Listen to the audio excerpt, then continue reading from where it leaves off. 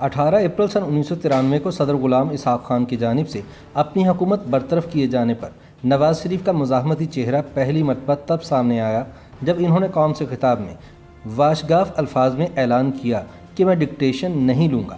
اس کے بعد اگرچہ 26 مئی کو سپریم کورٹ نے ان کی حکومت بحال کر دی، تاہم اپوزیشن اور فوجی اسٹیبلشمنٹ کے دباؤ کے نتیجے میں 18 جولائی کو نواز شریف مجبوراً مستعفی ہو گئے۔ لیکن army chief general Abdul Waheed Kakar کے فارمولے کے مطابق ان کے ساتھ صدر غلام اسحاق خان کو بھی گھر جانا پڑا۔ یوں نواز شریف خود تو ڈوبے ہی، لیکن غلام اسحاق خان کو بھی لے ڈوبے۔ صدر غلام اسحاق خان کی جانب سے صدارتی اختیار کے ذریعے آئین کی متنازع شق 58(2)B کے تحت نواز شریف حکومت کی برطرفی کا پروانہ عوام کی اکثریت کے لیے ایک سیاسی دھماکہ تھا، لیکن ملک کے دو بڑوں میں انتہا پر پہنچی ہوئی کشیدگی سے آگاہی رکھنے والے سیاسی حلقوں کے لیے یہ خبر غیر متوقع نہ تھی۔ یاد رہے کہ 17 اپریل کو ٹیلی ویژن پر نشر ہونے والی اپنی لائیو تقریر میں وزیر اعظم نواز شریف نے کسی کمزوری، کوتاہی اور پسپاہی کا مظاہرہ نہ کرنے اور ڈکٹیشن نہ لینے کا اعلان کر کے گویا غلام اسحاق خان اور ان کے بڑوں کے خلاف طبل جنگ بجا دیا تھا۔ دراصل یہ نواز شریف کے مزاحمتی بیانیے کا آغاز تھا۔ تاہم اگلے ہی روز 18 اپریل سن 1993 کو صدر غلام اسحاق خان نے نواز شریف کی حکومت کو بدعنوانی، اقربا پروری، مخالفین کو ڈرانے دھمکانے، آئین پاکستان کی خلاف ورزی اور مسلح افراد کی اتھارٹی کو نقصان پہنچانے کے الزامات لگا کر چلتا کر دیا۔ قومی اسمبلی تحلیل کر دی گئی اور 14 جولائی سن 1993 کو ملک میں نئے عام انتخابات کے انعقاد کا اعلان کیا گیا۔ نواز شریف اس فیصلے کے خلاف سپریم کورٹ چلے گئے۔ عدالت عظمیٰ نے اگرچہ قومی اسمبلی اور نواز شریف کی کابینہ بحال کرنے کا غیر معمولی قدم اٹھایا، لیکن اس فیصلے کے 1.5 ماہ کے اندر ہی نواز شریف اور صدر غلام اسحاق خان کو اپنے عہدوں سے مستعفی ہونا پڑا تھا۔ یہ دونوں فریقین کے درمیان تصادم اور محاذ آرائی کے انتہا پر پہنچ جانے والے ڈرامے کا ڈراپ سین تھا، جو سپریم کورٹ کے فیصلے کے بعد ایک نئے ڈھنگ سے شروع ہوا تھا۔ تب کے چیف جسٹس نسیم حسن شاہ کی سربراہی میں سپریم کورٹ کے 11 رکنی بینچ نے کیس کی سماعت کی اور 5 ہفتوں بعد 26 مئی کو فیصلہ سناتے ہوئے کہا کہ یہ عدالت صدارتی حکم کو خلاف قانون قرار دیتی ہے۔ یوں نواز شریف حکومت بحال ہو گئی۔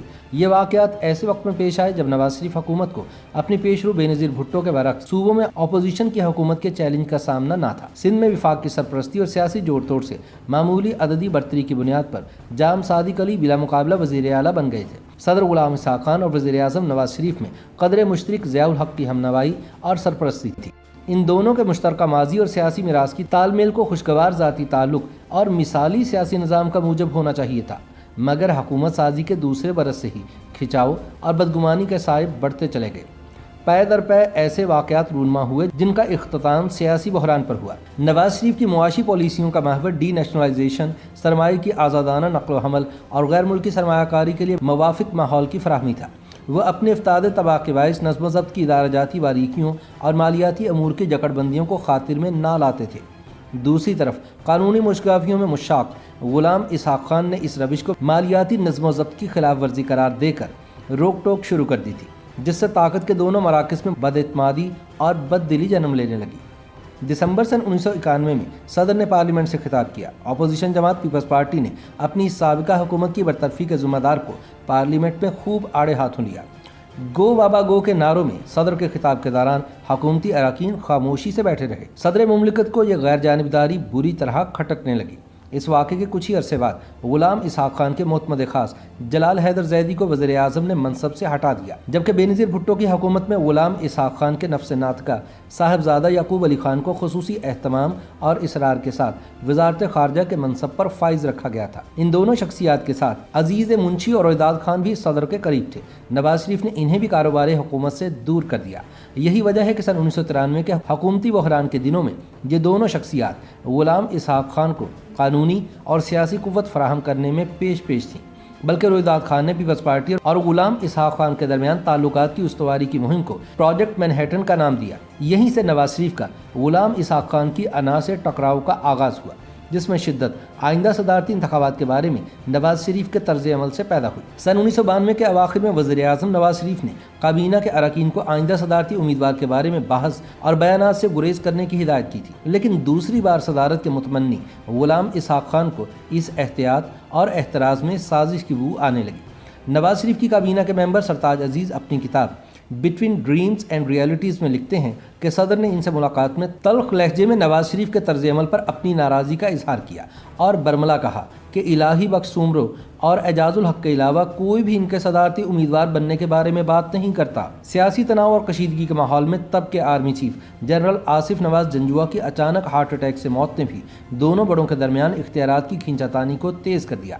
गुलाम इसहाक खान के ज़ाती दोस्त और सीनियर ब्यूरोक्रेट रोहिदाद खान अपनी किताब पाकिस्तान इनकलाब के दहाने पर में लिखते हैं कि आर्मी चीफ के जानशीन के लिए गुलाम इसहाक खान का इंतखाब जनरल फ़र्रुख थे, लेकिन नवाज शरीफ को इस पर एतराज़ था। बिलाखिर दरमियाना रास्ता निकाला गया और जनरल अब्दुल वहीद काकड़ को यह मनसब सौंपा गया। इस अहम तकर्रुर का इख्तियार सदर को 8वीं तरमीम के तहत हासिल था। वज़ीर आज़म नवाज शरीफ इस इख्तियार को मुंतखब अवामी नुमाइंदों के हाथ में देखना चाहते थे। उन्होंने सदर को कुल्ली इख्तियार देने वाली आइनी शिकों में तब्दीली के बारे में सोचना शुरू कर दिया। 28 फरवरी सन 1993 को सेनेट में उनकी तकरीर में इस बात की ख्वाहिश और इशारा मौजूद था। पीपल्स पार्टी से मुफाहमत और मदद के लिए नवाज शरीफ ने बेनज़ीर भुट्टो को अमूर खारजा की कमेटी का चेयरपर्सन बनाकर अपना माफी ज़मीर वाज़े कर दिया था। आइनी तरमीम का इशारा करके गोया वज़ीर आज़म नवाज शरीफ ने सदर गुलाम इसहाक खान के खिलाफ ऐलान जंग कर दिया था। इसी चपकलिश के दौरान मुस्लिम लीग में नवाज शरीफ मुखालिफ एक धड़ा तश्कील दे दिया गया, जिसमें हामिद नासिर चट्ठा नुमाया थे। इन समेत 3 वफाकी वज़रा ने काबीना से इस्तीफ़ा दे दिया। इनके बारे में तासुर था कि यह कदम ऐवान सदर की मंशा से उठाया गया था, क्योंकि इनमें इसहाक खान के दामाद अनवर सैफुल्लाह भी शामिल थे। नवाज शरीफ ने इफ्तिखार गिलानी और महमूद खान अचकज़ई के ज़रिए लंदन में मुकीम बेनज़ीर भुट्टो से राबिता किया। दूसरी जानिब फ़ारूक अहमद खान लगारी और आफ्ताब अहमद खान शेरपाओ रोहिदाद खान के ज़रिए इसहाक खान से राबिता किए हुए थे। रोहिदाद खान के बकौल सदर इसहाक खान ने उन्हें असम्बली में तहरीक अदम एतमाद लाने की ताकीद की, मगर इन दोनों रहनुमाओं का इसरार 58 2B के जरिए नवाज शरीफ की हुकूमत का खात्मा था। वज़ीर आज़म हाउस और ऐवान सदर के माबैन कशीदगी मजीद बढ़ी तो 17 अप्रैल सन 1993 को नवाज शरीफ ने टीवी पर गुलाम इसहाक खान के खिलाफ एक सख्त तकरीर कर दी, जिसमें इन्होंने सदर मुमलिकत पर इन्हें इक़्तिदार से बेदखल करने की साजिश करने का इल्ज़ाम लगाते हुए ये मशहूर जुमला कहा कि मैं डिक्टेशन नहीं लूँगा। अगरचे बरतरफी के 5 हफ्तों बाद सुप्रीम कोर्ट ने नवाज शरीफ हुकूमत बहाल कर दी, लेकिन घाघ इसहाक खान के तरकश में नवाज शरीफ को घायल करने के तीर अब भी मौजूद थे। पंजाब और सरहद की सूबाई असम्बलियों की तहलील और पंजाब में विफाक और सूबे के दरमियान कानूनी चपकलिश और टकराव ने मुल्क की सियासत और निज़ाम हुकूमत को बंद गली में धकेल दिया, जिससे निकलने के लिए सदर, वज़ीर आज़म और आर्मी चीफ की मुलाकात में नवाज शरीफ और गुलाम इसहाक खान के इस्तीफ़े पर इत्तफाक ने मुमकिन तसादुम का रास्ता रोक दिया।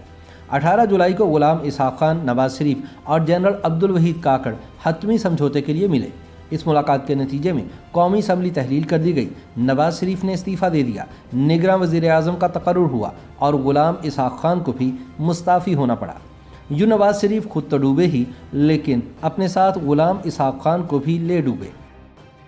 YouTube पर गूगली न्यूज देखने के लिए youtube.com की सर्च बार में गूगली न्यूज TV टाइप करें। गूगली न्यूज के पेज पर सुर्ख रंग के सब्सक्रिप्शन वाले बटन पर क्लिक करना ना भूलिए। YouTube पेज पर अपलोड होने वाली वीडियोस से बाखबर रहने के लिए बेल आइकन पर क्लिक कीजिए। आपको हर नई वीडियो के बारे में नोटिफिकेशन मौसूल हो जाएगा।